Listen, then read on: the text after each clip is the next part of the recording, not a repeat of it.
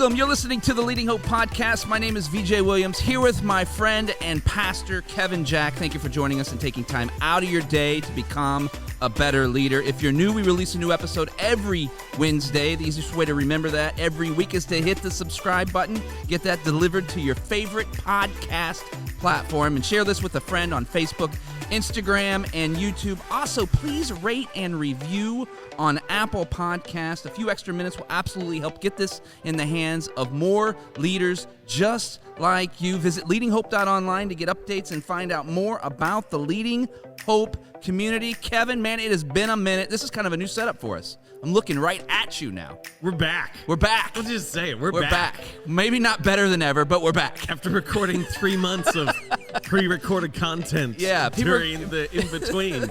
Yeah, the transition. We're back, man. We're in Florida now recording. And now we're looking at each other? I'm looking right at you. I can hear and see everything you say. It's not just looking at a camera. There's cameras in here, too.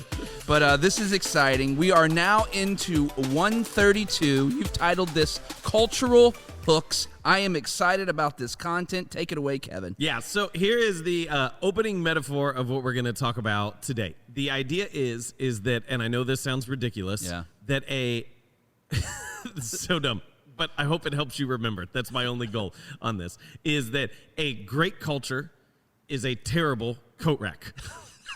Look at that. There you go. What? Like, no, seriously, a bad coat rack serves as a great culture. So let me explain the problem that we're trying to solve, okay? We want a culture that is accessible. We want a culture that people can easily enter into. And we talk about this word culture, like how it feels, the operating norms. Yeah. And so we understand that we want, I'm going to date myself with my reference, but I don't have a better reference, okay? Is we want a strong culture. I don't even yes, a healthy culture, but a strong culture means it's definitive. There's some places that you go into, some stores you shop at, and you go, oh, it's nothing. It doesn't create any raving fans. It doesn't create any excitement. It's not a strong culture.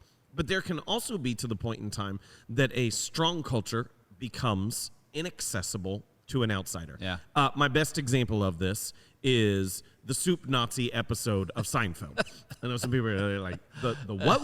Like, just look it up. Just YouTube Soup Nazi episode. There you go. That is a strong culture, right? But it's inaccessible. So we want a strong culture that is accessible. We want a culture that has layers to it, that it has depth to it, and yet someone from the outside can enter into it. And so for that to happen, your culture needs hooks.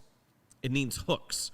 It needs things that you can hang stuff on, okay? That's simply what a hook is. Something you can hang stuff on. And so let me give some examples of this idea. So we talk about Christmas. Christmas is an event.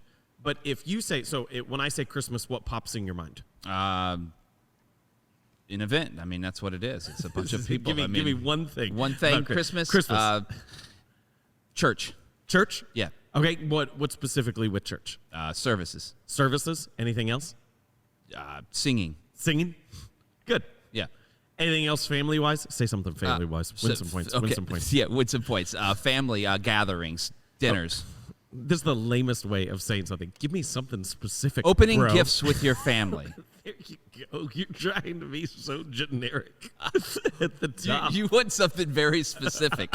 Yes. Okay. That's what I was looking for. Watching my daughter opening her gifts early in the morning on Christmas morning. Is that a real thing, or are you just being cheesy? That's it. No, that's okay, good. So you're really cheesy. Yes. Got it. Yes, thank you. When we say, my guess is for most people, when you say Christmas, there's a memory, an emotion, there's a feeling, there's a thought. The longer you celebrate Christmas, the more you have these memories. Let's take it. Other examples. Anniversaries. When people celebrate an anniversary. So it was funny. The first anniversary that Bethany and I celebrated, she spent the whole day going, at this time last year, we were getting ready. At this time last year, our ceremony had just started. And it was kind of a fun thing. Now she does it in a bunch of different ways. She'll say, at this time last year, for one, but then she'll also say, you remember 3 years ago when we celebrated our anniversary? You remember 10 years ago? The more that we celebrate, the more depth there is to the celebration. Okay. One more example, baptism. So we love baptism. Yes. Like Yes. love baptism. Baptism, what sticks out in your head the most? The life change that's happening. Okay. Anything specific? The realization that people are a new creature. They're thinking, man, my old life is dead, and I'm moving to a new one. And we get to celebrate. The whole room is excited. Okay. The whole room is it's just a different place. What memories do you have with baptism? For me or for You. in general? For me, oh Asking you. man, it was everything. My entire life was left dead in that place. So you're talking your baptism. Yes. Yes. What else? What else sticks out to you, baptism? Just a rallying cry for people to. You're giving an explanation of baptism. I don't want an explanation of baptism.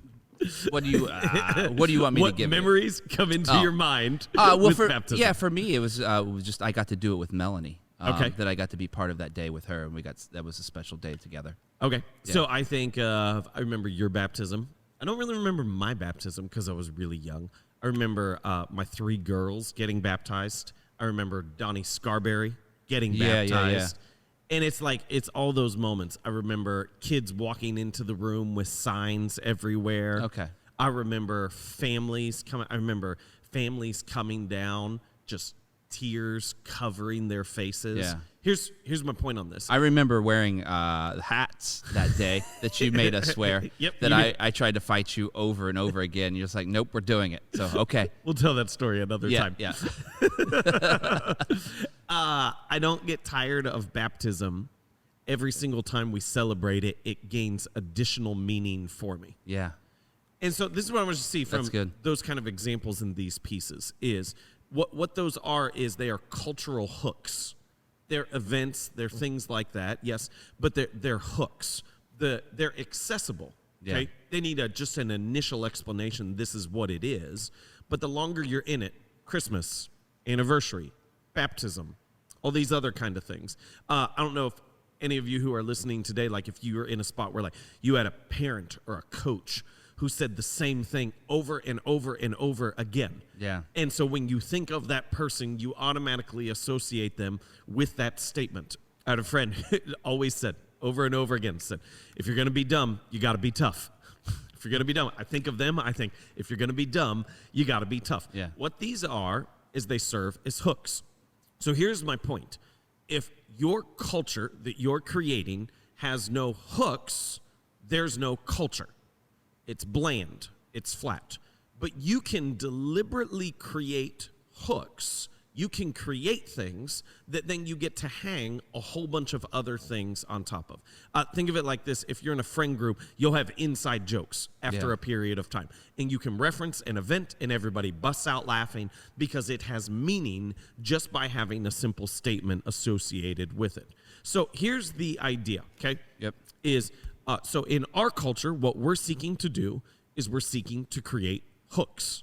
We're seeking to create statements that we can attach significance and meaning towards. So our hooks are really simple. They describe the process that we're going through as a church. We want people to experience community, to encounter God, to claim purpose, and to pursue calling. Yeah. Experience community, encounter That's God, good. claim purpose, pursue calling.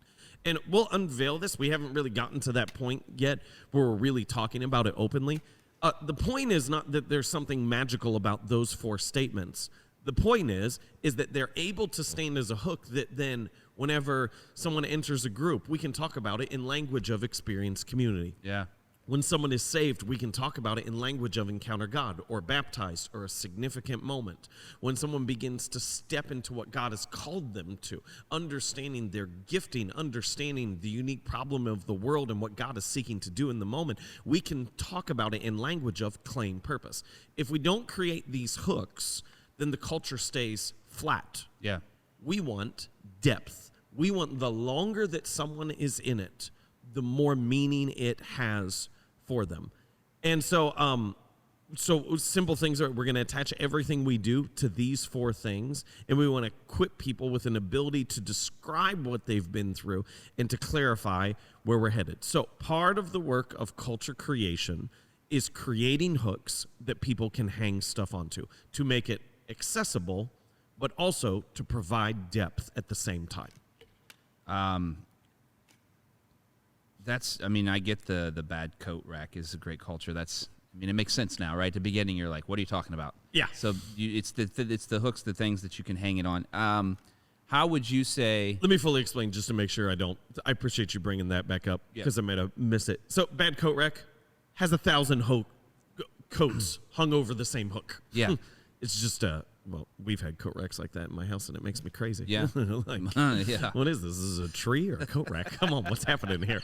Say, you don't want, a hook is meant for a single coat on there, but not cultures. Right. Cultures need to have hooks that you can throw a whole bunch of stuff onto that give it depth. Yeah. So I think the hard part now, and now that you've created these symbols and events around those four things that you said, how do you get the rest of the organization to rally behind those so that they do get the depth that you speak of? What's the next step? Because now you've created these things, but someone would that's cynical would say these are just words. Yeah. So what's the next step to get people to buy into these things that actually do create the next level of movement? Yeah. Well, I think that's honestly, I think people stop short on culture creation because it doesn't have depth immediately. Yeah. Ooh, By that's nature, it's going to be shallow at first. Yeah. When you first start talking about it, no one's going to care because they don't associate any personal meaning, any stories, anything else with that. Yeah. And so I think just often, I'll see people start to take steps of culture creation, and they bail in a hurry, and it's like, yeah, it wasn't sticking. Yeah. Of course it wasn't sticking. Right. I think the beauty that you have, your greatest benefit in terms of culture creation, and some people may look at that and go, that doesn't matter. It does matter. Yeah. Being clear on your identity and what you're about is incredibly important. Your greatest asset is always time. Yes. And so the more time you give it, the more depth it will have as part of it. Yeah, and it's interesting that you said it's not going to have depth from the beginning. I think too many of us in organizations will create a new direction. We'll create these hooks, as you've called them here, which I love that, cultural hooks. It makes me think of it completely different than how I have before. So that might be helpful for someone to use that same terminology as they move forward. So that's a good thing. But at the end of the day, the interesting piece is that when we don't give it the time, right, we insert ourselves into it when actually if we allow it to run its course, that it actually will change us in the process of it. Yeah.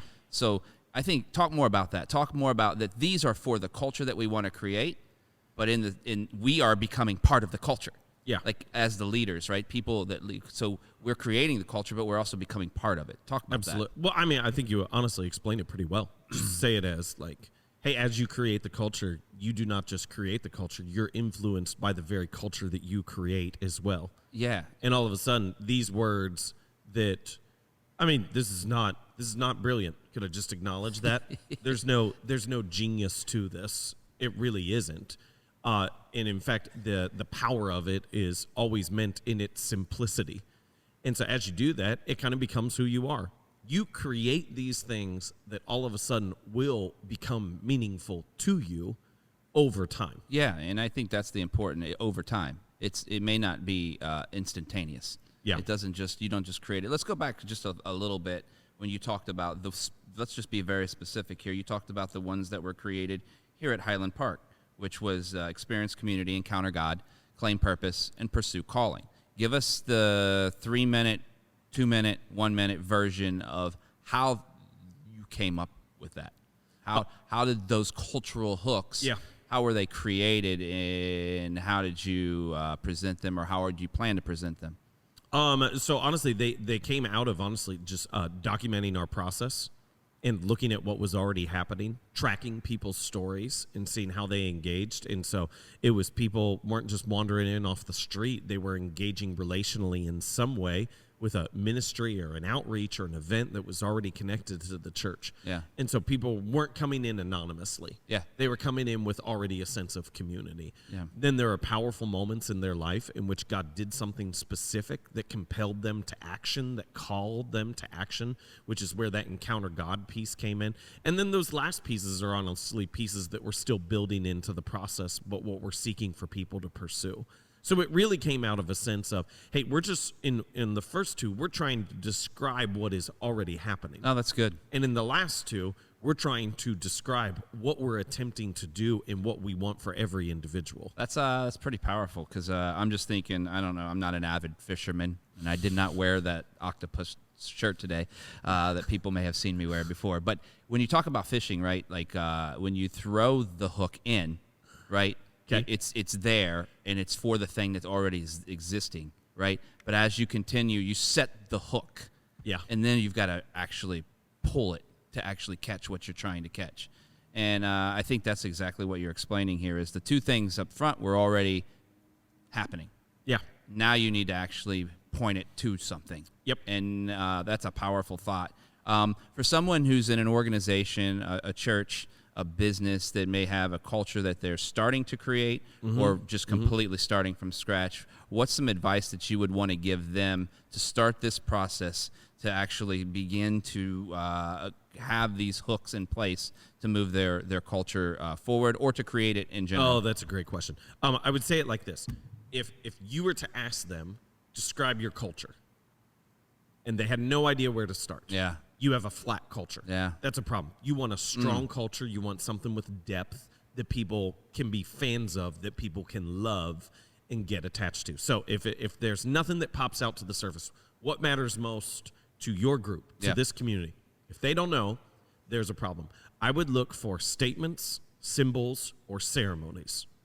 Okay? Yeah. Statements, encounter God. Yeah. Symbols, something like baptism. Yeah. Or ceremonies, events, things like that happen with continuity that can stand out around what you value most, what is most important to you, and begin to attach meaning to it. And then I would give it time. Yeah. I would not become bored with it immediately. That's good. But I would give it time for it to do its work and for people to begin to understand that it matters. Yeah, that's important. That's so good. The last thing I'll ask you, and this is for someone who just is just new at this and would ask this question. What do you mean the difference between a strong culture and a healthy culture, and what's the difference between both? Oh, it can be strong and not healthy. I mean, you want a healthy culture? Yeah. Absolutely. You also want a strong culture. Yeah. So how do I say it as? There are strong cultures that are very toxic to people. Okay. I don't think it can really be a healthy culture in a weak culture. Does that make sense? Yes, yeah. Healthy and I culture, think that's what we're trying good to for explain. the people, strong for the culture, clearly defined, it is something. Yeah. You want both. That's good. All right, man, that's it for 132 Cultural Hooks. Kevin, wrap it up for us. A bad coat rack is a good culture. Bad coat rack, you hang a whole bunch of things on. Good culture, you hang a whole bunch of things on some hooks within there. So create your own hooks, and you'll have a healthier Got it. You'll have a better culture. Got it. Thank you so much for joining us today. If you're new to the podcast or haven't yet subscribed, it'd mean the world to us if you did that now. Also, post about it, rate and review. You will not believe how that helps get this podcast in the hands of so many more leaders just like you. Also, we love hearing your stories of how the podcast is working in your life and business. If you have a story, visit leadinghope.online and send that to us. We would love to hear from you. And remember, everyone has 20 minutes to learn to become a better leader. Make it count.